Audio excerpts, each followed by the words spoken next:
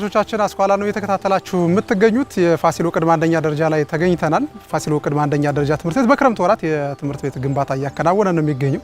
ባለፉት ዓመታት የተለያዩ የክላስ ጥበቶች ነበሩበት። ይህም ተማሪዎችን ለማስተናገድ ፈታኝ ሆኖ ቆይቷል። ይህንን ችግር ለመቅረፍ ነው እንግዲህ አዲስ ግንባታ ተገንብቶ እሱነን ነው እንደው ምን ደረጃ ላይ ነው ያለው፣ ምን ያህል ደግሞ የመማር ማስተማር ሂደቱን ሊደግፍ ይችላል የሚል ሐሳብ እያነሳን ከትምህርት ቤቱ ማህበረሰብ ጋር ቆይታ እናደርጋለን። አብራችሁን ቆዩ። የትምህርት ቤት አካላዊ ገጽታና የተማሪዎች የትምህርት ውጤት ምን አይነት ግንኙነት ይኖራቸው ይሆን? አስባችሁ ታውቃላችሁ?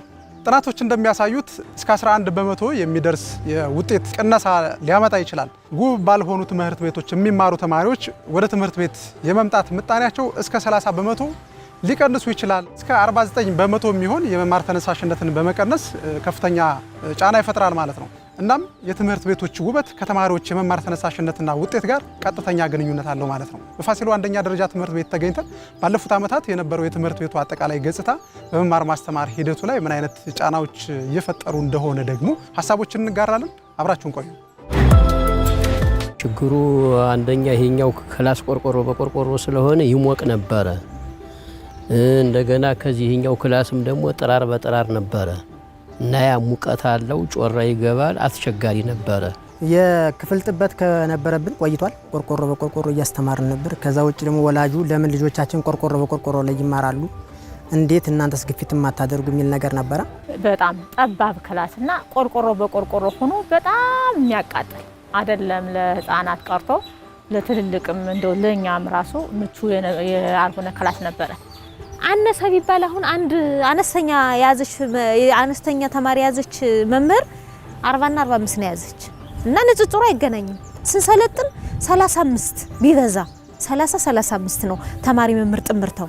ግን እዚህ ላይ በቃ ኤግዛጀሬት የሆነ ቁጥር ነው ያለ እና እዚህ ላይ መምህሩ የሚጎዳል፣ ተማሪ የሚጎዳል። ህፃናት ደግሞ ፍሪ ሆነው ንጹህ አየር እያገኙ ነፋሻማ ቦታ ሆኖ ነው መማር ያለባቸው። ከዛ አንፃር ለምንድን ነው መልሰው አምናም እዛው ላይ ነው የተማሩት፣ አሁን ድጋሜ እዛ ስናረጋቸው እዚህ ክላስ ላይ ልጆቻችን አናስተምርም የሚባል ራሱ ከወላጁ ራሱ ቅሬታ መጥቶ ነበር። ብዛትም ነበረው በአንድ ላይ ብዙ ሆኖ ስለሚማሩ ይሞቃል። እኛም ወላጁ አስተማሪውም ሰብስቦን ነበረ። ምን እናድርግ፣ የምናደርገው አማራጭ ነገር የለንም ብለን ነው ዝም ብለን የተውነው የነበረ። በቡድንም ደግሞ እንትን ለመስጠት አትችልም፣ ብዛት አለው። የሚያወራውን እንኳን በትክክል አታየው። በዚያ ሲያወራ ብለህ ስታየው በዛኛው ሌላ ጨዋታ ነው የሚይዝ፣ በዛኛው ሌላ ጨዋታ ይይዛል። ምክንያቱም አታያቸውም፣ ልትቆጣጠራቸው አትችልም። ድካም ነገር ይይዛል። ለምን ስለፈልፍተውና ተወስትል ነምቱል። እንደገና ደግሞ በባህሪ አንዳንድ ተማሪዎች ደግሞ ትንሽ ወጣ ያሉ ተማሪዎች ይኖራሉ። ዝም በል እያልካቸው ራሱ ማይሰሙህ አያዳምጡም ሁላ። የክፍል ጥበት ነበረ። ልጆቹ ይማሩ የነበረው ያው የተማሪ መምህር ጥምርታው ከፍተኛ እንኳን እንደው ቢሄድ 40 ነው በቅድመ አንደኛ ደረጃ እንደሰለጠኑትም ማለት ነው። ግን እኛ ላይ ስንሰራ የነበረው ያው እስከ 55 ድረስ በአንድ ክላስ እያስተማርን ነበር። ጥራት ያለው ትምህርት ይሰጥ ከተባለ ስንሰለጥን ቢበዛ እንደ ለ35 ነው ጥምርታው ማለት ነው። እዚህ ላይ ግን 60 ምን ይዛለን። በዚህ ሰዓት ከመምህሩ የተማሪው ችግር ነው የሚታየው። ተማሪው ማግኘት ያለበትን ዕውቀት አያገኝም። ክፍል ውስጥ እስከ 56 ተማሪ እንይዛለን። ለምንድነው እስከ 56 ተማሪ የምንይዘው? ወላጅ ሲቸገር ማየት ስለማንፈልግ። ለምንድነው ከዚህ ጋር የሚያስተምረው ወላጅ ያለው አይደለም። ቡና፣ ጎመን፣ ድንች፣ ሽንኩርት የሚሸጥ ሰራተኛ፣ ግብጦ እያዞሩ የሚሸጡ፣ ቆሎ እያዞሩ የሚሸጡ ወላጆች ናቸው። እነዛውም ደግሞ መክፈል የማይችሉ ወላጆችም አሉ። ክላስ ወርክ ይሰጠዋል። ያን ክላስ ወርክ በሰዓት ታርሞ ልጁ ማየት አለበት፣ ደፍተሩ መሰጠት አለበት። ግን 60 ተማሪ አረመህ መስጠት አትችልም። ደቂቃዋ የተወሰነች ናት። በዛሽ ደቂቃ በ30 እና በ35 ደቂቃ ያንን አረመህ መስጠት አትችልም። ከዚህ አንፃር የሰሩትንም ራሱ ሳናየው እንቀራለን። መምህራን ብዙውን ጊዜ የሚያነሱት በካሪክለሙ መሰረት መሄድ አለብን የሚል ነገር ያነሳሉ። በካሪክለሙ መሰረት ለማድረግ ደግሞ ወላጅ ሲጉላላ ማየት የለብህ። የመምህራንን ጫና ጫነት አድርግና ወላጁን በቃ አስተመዝግቡ ብለህ 46 ከሆነ ወይም 41 ተማሪ ከሆነ መያዝ ያለበት ካሪክለሙ እስከ 56 ታደርሰዋል። ከ18 ዓመት በላይ በመምህርነት የቆየሁ ነኝ። ያው ምናልባት ያው ባይስኩልም ደረጃ ቢሆንም ዞሮ የተማሪ መምህር ጥምርታ አለመስማማት የትኛውን ቦታ ላይ በጣም ነው የሚጎዳ። ተማሪ በክላስ ከበዛ ከመምህር ጥምርታው ጋር የማይሄድ ከሆነ ተማሪዎችን ኢቫሉዌት ለማድረግ ደግሞ በተለይ እዚህ እኛ ላይ የሚውሉት ተማሪዎች ከ4 ዓመት እስከ 6 ዓመት ነው የቅድመ አንደኛ ተማሪዎች ማለት ነው። እነሱ ህፃናቶች ስለሆኑ ትሪትመንት ይፈልጋሉ። ሚሶች ቶሎ ትሪትመንት በክላስ አንድ ዋና መምህርና አንድ ረዳት መምህር አለ። ስለዚህ ተደራሽ የሚሆኑ ለእያንዳንዱ ህፃን ተደራሽ የሚሆኑት የተማሪው ቁጥር አነስተኛ ሲሆን በደንብ ትሪት ማድረግ ይቻላል። ስለዚህ የተማሪው ቁጥር ብዛት ካለ እነዛን ተማሪዎች ትሪት ማድረጉ ላይ ያው ትንሽ ክብደት ይኖረዋል። ኬጆችን በቃ እዚህ ማስተማር ይፈልጋሉ። ኢቭን ከግል እያወጡ እዚህ ያስገባሉ እና ይፈልጉታል።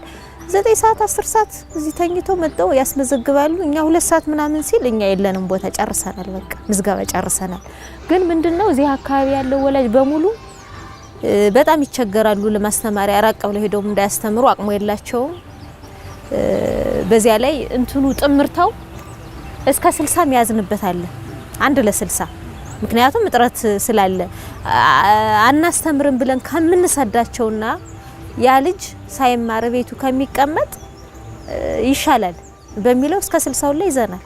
ይሄ አካባቢ ደሃ ስለሚበዛበት ቅርብ ስለሆነ ታክሲ ስለማያወጣ እዚህ ማስተማር ይፈልጋል።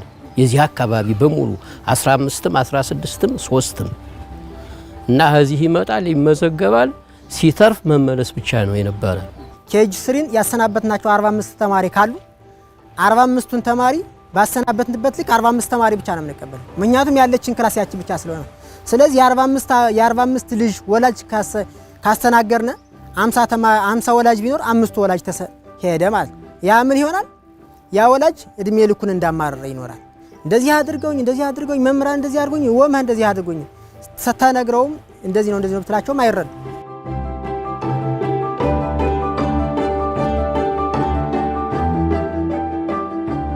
የፋሲሎ ቅድመ አንደኛ ደረጃ ትምህርት ቤት ላይ ነው የምንገኘው።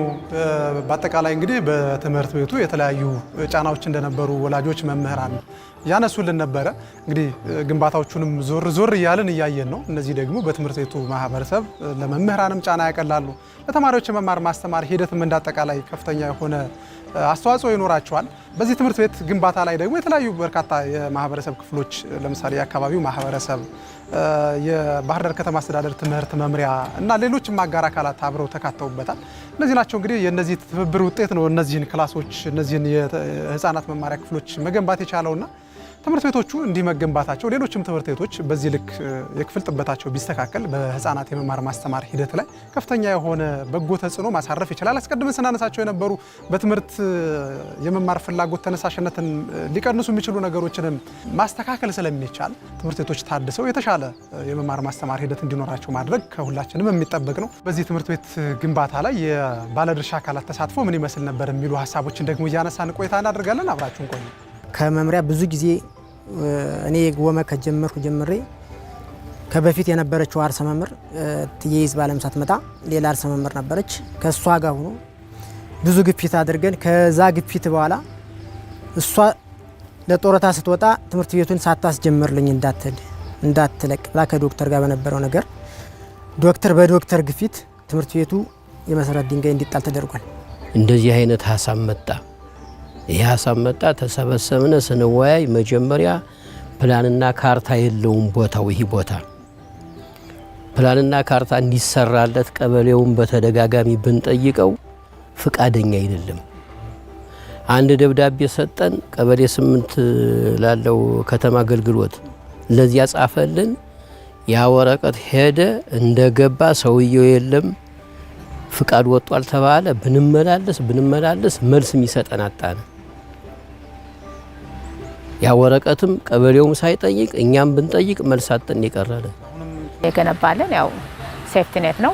ያው ጥያቄውን አብላልቶ ለዚህ ቅድሚያ የተሰጠው ለዚህ ትምህርት ቤትም ደግሞ ያው የትምህርት መምሪያው የግንባታ ይሄ ቀድሞ እንዲገነባ ለዚህ ቅድሚያ ስለሰጠን ነው። በዚህ አጋጣሚ ያው ሴፍቲኔትም ሆነ ትምህርት መምሪያውን በጣም ነው የማመሰግነው። እንደዚህ የምታየው በቅፍ የማይሞላ ጫካ የነበረ ዛፍ ነበር የነበረው። ስለዚህ ይሄንን በእስካቫተር መንጥረን ግቢ አስተካክሉ ተብለን ይሄንን የሰራው ትምህርት ቤቱ ነው። ስለዚህ ወላጁ የእያንዳንዱ አስተዋጽኦ አለበት። ምክንያቱም ይሄንን ያስመነጠርነውና ግቢውን ያጸዳነው መጀመሪያ ግንባታውን ለማስገንባት መሰረቱ ማን ነው?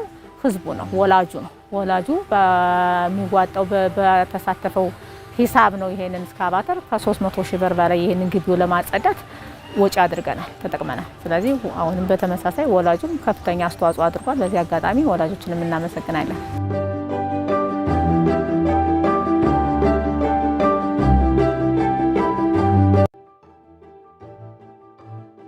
ውድ ተመልካቾቻችን እየተከታተላችሁ የምትገኙት አስኳላችንን ነው። የፋሲሎ ቅድመ አንደኛ ደረጃ ትምህርት ቤት ላይ ተገኝተናል። በክረምት ወራት የትምህርት ቤቱን ገጽታ ለመቀየር የተለያዩ ስራዎች እየተሰሩ ነው። በተለይ ባለፉት ዓመታት ደግሞ የክፍል ጥበቱ ተማሪዎችን እያስቸገረ እንደነበር አስቀድመን የወላጅ መምህር ህብረት አባላት፣ መምህራን እንዲሁም ደግሞ የትምህርት ቤቱ ርዕሰ መምህር ሀሳብ ያነሱልን ነበር። አሁን ደግሞ የዚህ ግንባታ መገንባት በመማር ማስተማር ስራው ላይ ምን ያህል ጫና ሊያቀል ይችላል የሚሉ ሀሳቦችን እናነሳለን። እንደው ከሱ በፊት ግን ጥናቶችን ብናይ ጥሩ ነው። የዓለም ባንክ ያጠናው ጥናት አለ በ2023 ማለት ነው። ዩኒቨርሲቲ ኦፍ ሳልፎርድ የሚባል የእንግሊዝ ዩኒቨርሲቲ ነው። ከሱ ጋር ነው ጥናቱን ያጠና። በዚህ ጥናት ውጤት መሰረት ደግሞ ውብና ማራኪ ትምህርት ቤቶች ከ16 እስከ 25 በመቶ ውጤታቸውን ከፍ ሊያደርጉ ይችላሉ ይላሉ የጥናት ውጤቶች ማለት ነው። እናም የትምህርት ቤት ግንባታ ገጽታ፣ መልካቸው እንዲሁም የምናየው የትምህርት ቤቶቹ ቁመና በራሱ ማለት ነው በሚማሩ ተማሪዎች ላይ ከፍተኛ የሆነ የውጤት ለውጥ ማምጣት እንደሚችል ነው የሚያሳዩን ማለት ነው። አሁንም እስኪ የዚህ ትምህርት ቤት መገንባት ባለፉት ከነበሩ ችግሮች አንጻር ምን ችግር ይቀርፋል የሚለውን ሀሳብ ደግሞ እያነሳን ቆይታ እናደርጋለን። አብራችሁን ቆዩ። ከዚህ በኋላ የመማሪያ ክላስ ጥበት ያው በዚህ ይቀረፋል ማለት ነው። ስለዚህ የወላጁ ጥያቄ የነበረው ያው ልጆቻችን በጠባብ ክላስ እና እንደዚህ በቆርቆሮ ክላስ በተሰራ ይሞቃቸዋል እሱ የሚለው ጥያቄ በዚህ አመት ያው ይፈታል ማለት ነው። የመምህራን ጥያቄ ደግሞ ያው በአንድ ክላስ በስታንዳርዱ መሰረት አሁን እስከ 55 ተማሪዎች ይዘዋል። ግን ዝቅ ብሎ እስከ 40 ባለው ያንን ስታንዳርዱን ጠብቀው ልጆችን በጥሩ ሁኔታ ትሪት አድርገው እንዲያስተምሩ ቀለል ብሎ ሲማር የመረዳት የመገንዘብ ይኖራል። ሙቀት አይኖርም፣ መተፋፈን አይኖርም። ተማሪው ሲበዛ ግን 55 ከሆነ ለመረዳትም ለማስረዳትም ጥሩ አይደለም። መማር ማስተማር በለው በባህሪ በለው በማንኛውም ነገር የግድ ህፃናቶች ትሪትመንት የሚፈልጉ ስለሆኑ ጥምርታው የተስተካከለ ሲሆን ጥሩ ትሪትመንትና ጥሩ የአመለካከት በባህሪያቸውም የተሻሉ ህፃናቶችን ማፍራት ይቻላል። ይህንን ትምህርት ቤት ማይወደው ወላጅ የለም። የሚገርማችሁ ምዝገባ ለማድረግ ከሌሊቱ 7 ሰዓት ጀምሮ ከዚህ ጋር ሰው አለ ወረፋ ለመያዝ ማለት ነው። ለምንድን ነው? ክላሶች ጠባብ ስለሆኑ ቀድሞ ቦታ ለመያዝ ማለት። ግን አሁን ይሄ ክላስ ስለተጀመረ ከዚህ በኋላ ሌሊት 7 ሰዓት መጥቶ መሰለፍ አይኖርም። ምክንያቱም ክላስ ተጨምሮናል። 8 ክላስ ስለተጨመረና መሰለፍ አይኖረውም። በጤንነታቸው ጉዳይም ብንሄድ ትልልቅ ተማሪዎች ችግር የለውም። ያው መምጫውንም የበሽታውንም መምጫና መከላከያውን ስለሚያውቁ በራሳቸው መከላከል ይችላሉ። እነዚህ ግን ህፃን ከመሆናቸው አንፃር ጉንፋንም ቢሆን አንድ ክላስ ላይ በጣም ከሚገባው ቁጥር በላይ ተማሪዎች ከተጠራቀሙ ያው በሽታም በቀላሉ መተላለፍ የሚችልበት ሁኔታ ይፈጠራል ማለት ነው። ተማሪ 50 የሚሆነው 40 ሆኖ መማር ይችላል። ይሄ ቡሉኬት ነው፣ ጥሩ ነው። ቆርቆሮ በቆርቆሮ ነው የነበረ ቀደም ጥራር ነው የነበረ እና ይሄ ግን ውበት ስላለው ጥሩ ሆኖ ስለተሰራ አሁን ይቃለላል ብዬ አምናለሁ። እንደምታዩት 2 ብሎክ ነው። 8 መማሪያ ክላሶች አሉ። ከበፊት የነበሩን 6 ነበሩ። 6 ሆኖ ጠባብ ቆርቆሮ በቆርቆሮ አሁንም የምታዩት ነው። እዛ ቆርቆሮ በቆርቆሮ ነው አሁንም ያለው ክላስ ምቾት የለውም። ስለዚህ ይህንን ችግር መፍታት እንችላለን። በጣም ነው ደስ ያለን ይሄ ግንባታ በመካሄዱ።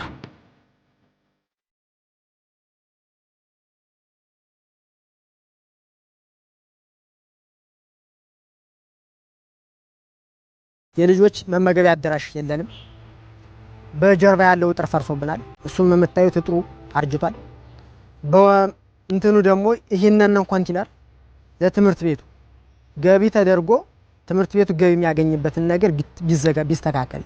ከዛ ውጭ የምታዩት ነው ጭቃ ነው። ነገ ልጆች ሲመጡ ምንም ነገር ከምን ላይ እንደሚቆሙ አናውቅም። ካራጋንቲም ተደፋልን አስፋልት የሚያደርግልን ብናገኝ ደስ ይለናል። ክላሶቹ ሰፋ ብለው መሰራታቸው እጅግ በጣም መልካምና የሚበረታታ ነገር ነው። ነገር ግን ወንበር ሰሌዳ ግን የላቸው። ባዶ ክፍል ምንም አይሰራም። ወንበርና ጠረጴዛ ያስፈልገዋል፣ ሰሌዳም ያስፈልገዋል።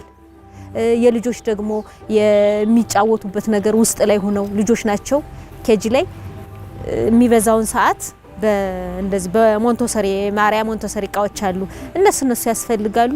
አሁን ያለን ማቴሪያል በፊት የምናስተምርበት ነው። ወንበርም በለው ጥቁር ሰሌዳም በለው ምኑ ያንን ነው ሽፍት የምናደርገው። ምናልባት ተጨማሪ ተማሪ ካለን አሁንም ያው ተጨማሪ የማቴሪያል የመምህራንም ጥያቄ ልንጠይቅ እንችላለን። የማቴሪያል ወንበርም ጥያቄ ልንጠይቅ እንችላለን። የተማሪ ሽንት ቤት ያቺ ሽንት ቤት ብቻ ነው ያለችን፣ ሌላ የለንም። ያለን 250 ተማሪ ነው ያለን። 250 ተማሪ በአንዲት ሽንት ቤት ነው የሚጠቀመው። ያንን ሽንት ቤት የሚያስተካክልልን ባለሀብት ብናገኝ ለኛ ደስታውን አንችለውም። እንደዚህ ትምህርት ቤት ሲማሩ የቆዩ ነው እንደው በውጭ አሉ እንደው ይሄን አይተው ወይ የተማርኩበት ትምህርት ቤት ብለው እንደው በቃ ያለ አይደለ እንደው የዜግነት ግዴታቸው ይወጡና አንዳንድ ነገር እንደው ቢያግዙ። ቀደም እነሱ ናቸው የተማሩበት፣ አሁንም የነሱ ወንድሞቻቸው ያክስት ያጎት ልጆች ናቸው የሚማሩበት። አሁንም ሌላ አይደለም፣ እዚያ አካባቢ ናቸው ተምረው የወጡ። ስለዚህ ቢያደርጉ ደስ ይለናል። እኛ ነባር ትምህርት ቤትም ቢሆን እንኳን የገቢ ምንጭ የለውም፣ ምንም አይነት የገቢ ምንጭ የለውም ማለት ይቻላል። ያው አንድና አንድ ህብረተሰቡ በሚከፍላት ወራዊ ክፍያ ነው። ኮንትራት ሰራተኞች 9 ኮንትራት ሰራተኞች አሉ። 9 ኮንትራት ሰራተኞች ወደ 46400 ብር በወር ደሞዛቸው ወጪ ይደረጋል። ይሄ ከየት ነው የሚመጣው? ወላጁ በሚከፍለው ወራዊ ሂሳብ። ስለዚህ ከዚህ ውጭ ሌላ ገቢ ስለሌለው ይቺ ገቢ የሚበቃ አይደለም። ለመጫወቻ መጠገኛ ሊሆን ይችላል፣ ለቧንቧ መጠገኛ ሊሆን ይችላል። አጠቃላይ ለመማር ማስተማሩ ቁሳቁስ መግዣ ነው የሚሆነው። ስለዚህ ለዚህ በቂ ስላልሆነ አሁን ራሱ ይሄ ግንባታ ካበቃ በኋላ አይታችሁ ከሆነ እነዚህ የህፃናት መጫወቻ እቃዎች የነበሩት መጀመሪያ እዛ ግንባታው ክላሱ ከተገነባበት ቦታ ላይ ነበር። ያንን በእስካቫተር አብረን አንስተናቸው ነው። ስለዚህ አሁን እነዚህ የህፃናት መጫወቻ መልሶ ቦታውን መልሶ እዛው ላይ ለማስቀመጥ ከፍተኛ ወጪ ይጠይቃል። ይሄ ትምህርት ቤት አሁን ይሄን ለማድረግ አቅሙ አይመጥንም። ስለዚህ ከዚህ ውጭ ገቢ ስለሌለው ማንኛውም ህብረተሰብ እኔ የዚህ ተወላጅ የሆነ አካል ከውጭም ሆነ ከውስጥ ይሄንን አጠቃላይ ግቢውም እንደምታዩት በጣም ጭቃ ነው። ክረምት ላይ አሁን እንግዲህ እንደዚህ ድብልቅልቅ የወጣ ነው። ነገ ወዲያ ለህፃናት ምቹ አይደለም። ይሄንን ግቢ ራሱ ረዳሽ በማምጣት የሚያስተካክልልን እነዚህ የምታዩቸውን የነቃቀልናቸውን ለግንባታው በየቦታው የጣልናቸውን የህፃናት መጫወቻዎችም እነሱን ደግሞ ወደ ቦታው ወስዶ ጠጋግኖ የሚያስቀምጥልን አካል ብናገኝ በዚሁ አጋጣሚ ጥሪ አስተላልፋለሁ።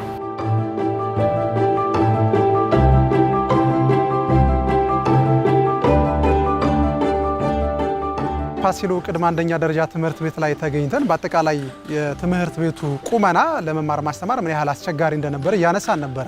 አሁን ደግሞ የተገነቡ አዲስ ክፍሎች ለመማር ማስተማሩ ምን ያህል አስተዋጽኦ ይኖራቸዋል የሚሉ ሀሳቦችንም እያነሳን ቆየን። እንደ ጥቅል ደግሞ የኛን ምልከታ ማጋራት ፈለግን።